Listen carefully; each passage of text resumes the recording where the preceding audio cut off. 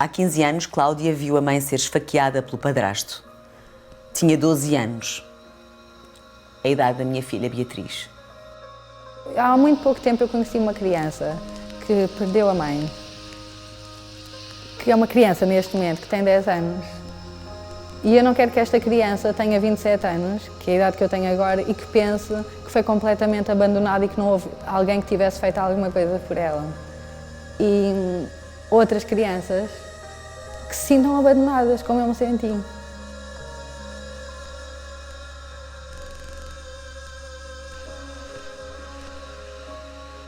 Micael, de 5 anos, dormia tranquilamente quando a mãe foi brutalmente esfaqueada pelo namorado.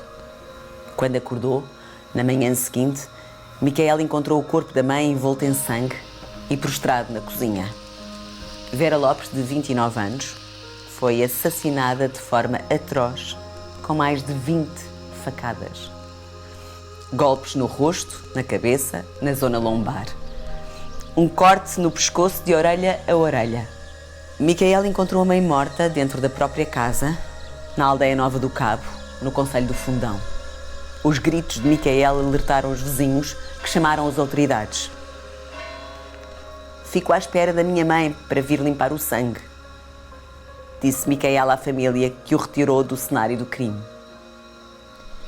Vera, mãe de mais 2 filhos, foi brutalmente assassinada horas antes de completar os 30 anos. Cláudia tinha 12 anos, Micael tinha 5 anos. E quem olha por eles? Quem olha pelos filhos da violência doméstica? Na cabeça de Cláudia, todos os segundos do crime contra a mãe são recordados com minúcia, imagens que todos e que todas nós desejaríamos um dia poder apagar da memória destas crianças, de qualquer criança. Eu costumo dizer que a morte da minha mãe foi algo completamente surpreendente para mim, porque ela foi morta à minha frente pelo meu padrasto quando eu tinha 12 anos, mas eu não assisti a situações de violência antes disso. Eram cerca de 10 da manhã quando nós entramos, a minha mãe começou a preparar as coisas para poder fazer as refeições e ele entra logo de seguida e pede-lhe para ela se sentar à frente dele.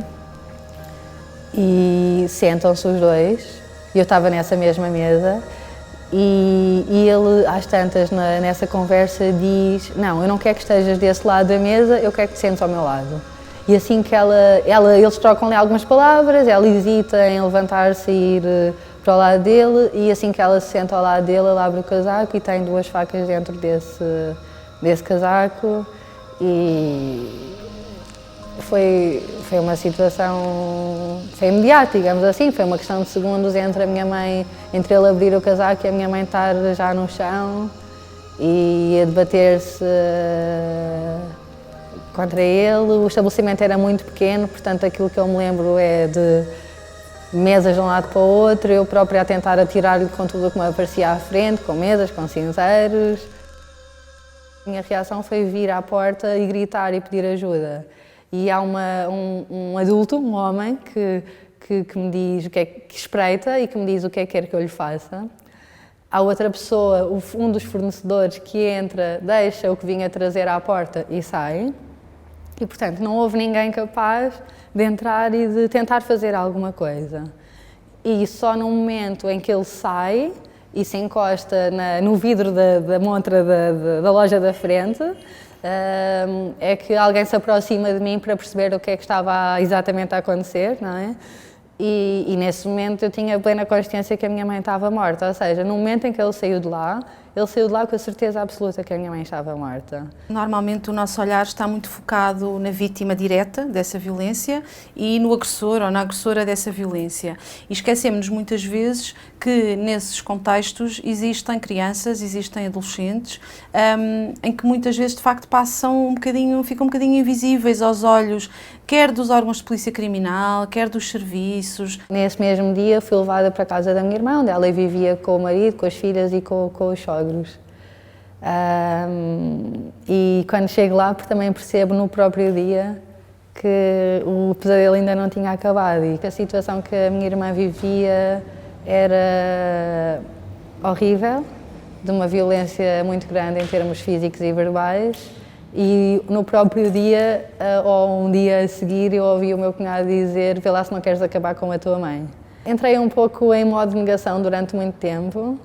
Depois a reação foi pedir ajuda a professores, foi pedir ajuda a amigos, foi pedir ajuda a várias pessoas com quem eu interagia no dia-a-dia, mas os meus pedidos de ajuda foram ignorados. As escolas, os centros de saúde, os vizinhos, os colegas de trabalho, todos nós, sociedade, tem que estar atenta e quando se apercebe de um sinal, tem que ir verificar e agir de acordo com esse sinal que detecta. Cláudia viveu com a irmã entre os 12 e os 16 anos. Durante estes 4 anos, tentou proteger as sobrinhas do ambiente de terror que se vivia lá em casa. Não passava pela cabeça da irmã de Cláudia apresentar queixa. Estavam sozinhas, sem família por perto, isoladas numa aldeia, onde ainda por cima o sogro era presidente da junta de freguesia. Cláudia e as sobrinhas, ainda mais pequenas, assistiram à violência permanente em casa. O cunhado agredia física e psicologicamente a irmã, ameaçava-a de morte vezes sem conta. Um pesadelo que Cláudia recusou aceitar. No dia em que eu lhe disse que tinham ligado da APAV e que havia 4 vagas para nós, e que nós tínhamos que sair rapidamente de casa, caso contrário não íamos conseguir ficar com essas vagas, a reação dela também foi a chorar. Eu, de certa forma, senti que tinha a obrigação de nos tirar a todos dali, porque eu não queria de forma nenhuma que as minhas sobrinhas ficassem sem a mãe. E a situação era de tal forma violenta que eu achei que isso ia acontecer várias vezes. Esta exposição à violência entre os pais, em bom rigor, corresponde a maus tratos emocionais sobre essas crianças. O grande problema é que os maus tratos emocionais continuam a ser um bocadinho o parente pobre dos maus tratos. Estamos a falar de impacto do ponto de vista emocional, alterações comportamentais, do ponto de vista da relação com os outros, do ponto de vista da forma como depois estas crianças interagem até no contexto escolar. Há uma obrigação a certa altura de haver visitas do pai, quando nós estávamos na casa-abrigo.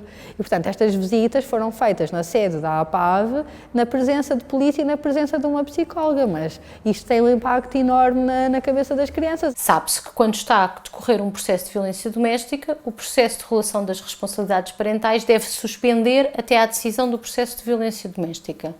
Agora, o julgar em tribunais diferentes, com pessoas diferentes, realidades que vivem juntas, não é uma boa política, não são momentos diferentes. Uma criança que precisa de ter de relação de responsabilidades parentais num cenário em que há violência doméstica entre os progenitores, não tem tempo. A articulação entre a justiça penal e a justiça de família e menores é fundamental e a esse nível ainda temos um longo caminho a percorrer. O papel do Ministério Público é muito importante e aí a anunciada diretiva que a Sra. Procuradora-Geral da República está a preparar sobre a intervenção do Ministério Público na área da violência doméstica pode ser muito importante por clarificar os procedimentos e clarificar os caminhos a seguir nessa articulação. Eu, desde a morte da minha mãe até à casa-abrigo, eu nunca fui acompanhada por um psicólogo, nem durante todo o processo em tribunal. E o processo em tribunal fez-me sentir que eu era culpada pela situação da morte da minha mãe. Eu fui levada a tribunal perante um coletivo de juízes, numa sessão de porta aberta, repetir vezes sem conta aquilo que tinha visto, tinha um agressor atrás de mim. Os juízes obrigaram a levantar-me do meu lugar para escrever, para fazer um esboço do sítio onde eu me encontrava no estabelecimento, do sítio onde estava a minha mãe, do sítio onde ele estava. As perguntas que fizeram-me sentir culpada.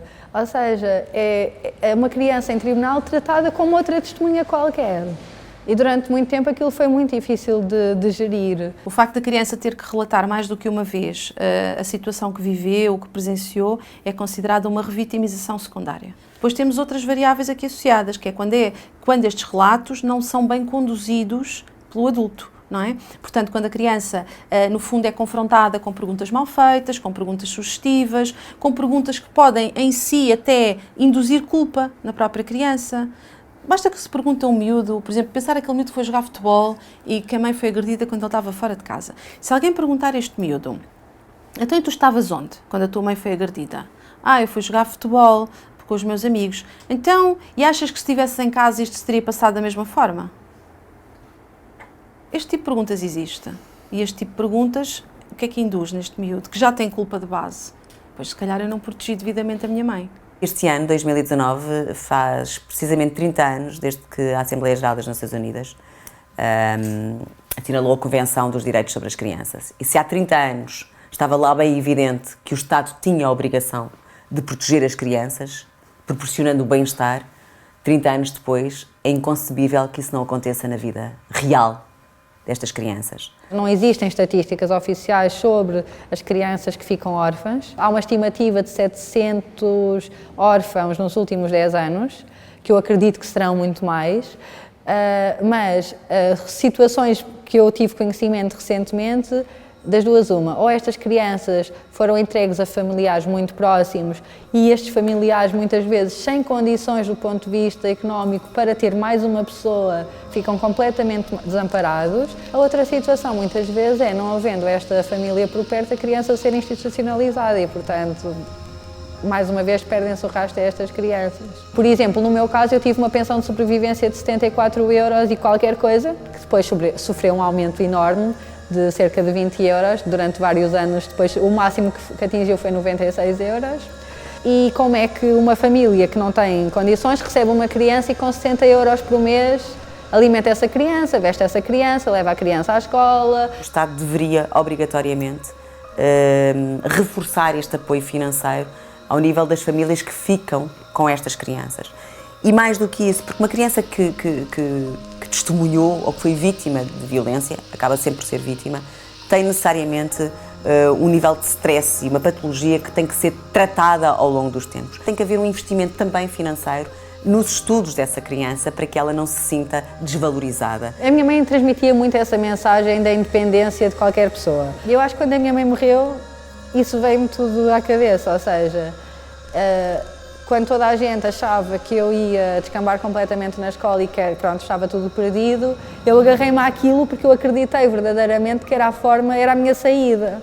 Eu acreditei verdadeiramente que estudar e que a escola era a minha oportunidade de sair dali. A minha mãe sempre me transmitiu muito positivismo, sempre. As imagens que eu tenho da minha mãe são dela a rir, sabes?